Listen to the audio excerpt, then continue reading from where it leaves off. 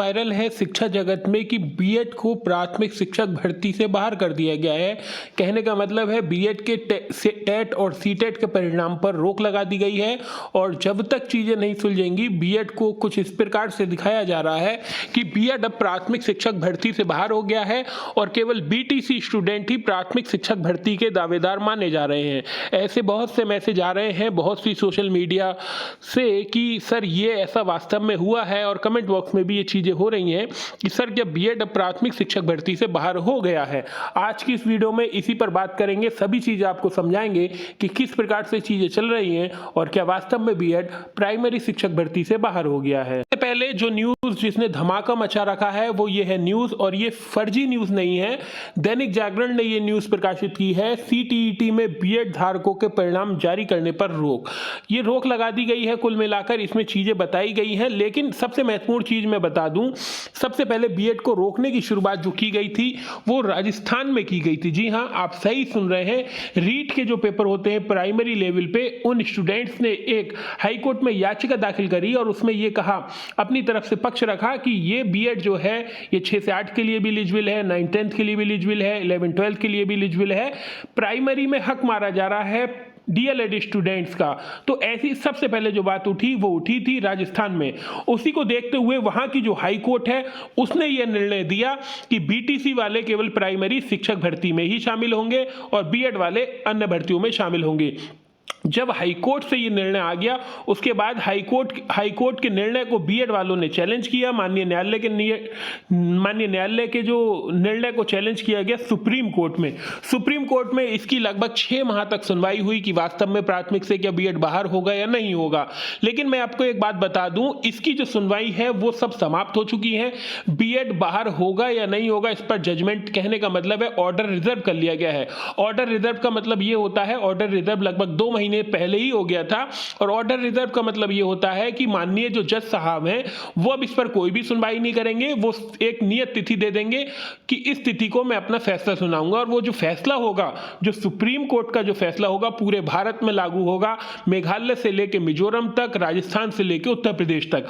तो ये फैसला अभी तक आया नहीं है, 2 माह से ज्यादा का समय हो गया है, ऑर्डर रिजर्व कर लिया गया है। ऑर्डर रिजर्व करने की एक और चीज आपको ध्यान रखनी चाहिए, 3 माह के अंदर अगर ऑर्डर नहीं आता है तो माननीय न्यायालय में जो जज साहब हैं उनसे ये कहा जा सकता है कि सर आपने एक फैसला सुरक्षित करा है, आप उसका ऑर्डर सुना सकते हैं। मतलब उन्हें याद दिलाया जाएगा कि आप उसका ऑर्डर आपने सुरक्षित कर रखा है, 3 माह से अधिक का समय हो गया।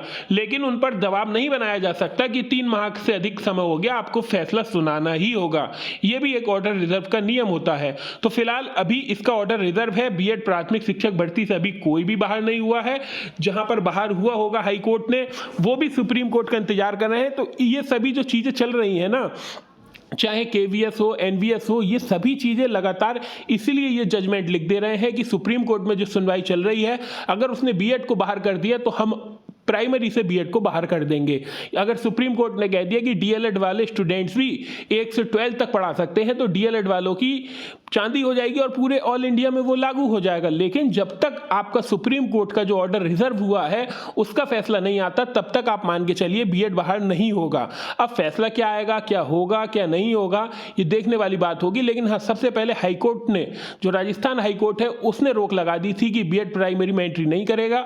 वहां के जो बीएड के स्टूडेंट थे वो सुप्रीम कोर्ट में गए, फिर बीटीसी के स्टूडेंट सुप्रीम कोर्ट में गए, दोनों की बहस चली। उत्तर प्रदेश से भी कुछ बच्चों ने प्रतिनिधित्व किया, कुछ पेमेंट जो भी राशि भेज सकते थे वो भेजी।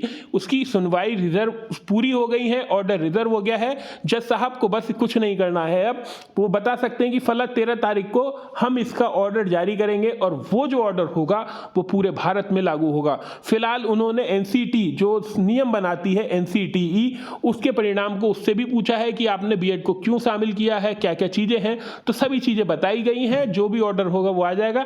लेकिन फिलहाल बीएड वाले अभी तक टेंशन मत लीजिए कि बीएड प्राइमरी से बाहर हो गया है। ऑर्डर जब आएगा, अगर उस ऑर्डर में ये लिख गया कि बीएड प्राइमरी से बाहर होगा तो वो बाहर हो जाएगा 100%। और उस ऑर्डर में ये कहा गया कि नहीं, बीएड और बीटीसी बराबर हैं, प्राइमरी में हो या जूनियर में हो कोई दिक्कत नहीं है, तो फिर ऑल टाइम हमेशा के लिए बीएड एंट्री कर लेगा। फिलहाल अभी तक जो नियम है वो एनसीटी के अनुसार बीएड प्राइमरी में है, लेकिन इसको चुनौती दी गई है। ऐसे ही मैं आपको बता दूं, आप ये मत समझिए कि सरकार केंद्र में है तो जो सरकार चाहेगी वो होगा, ऐसा नहीं होता है।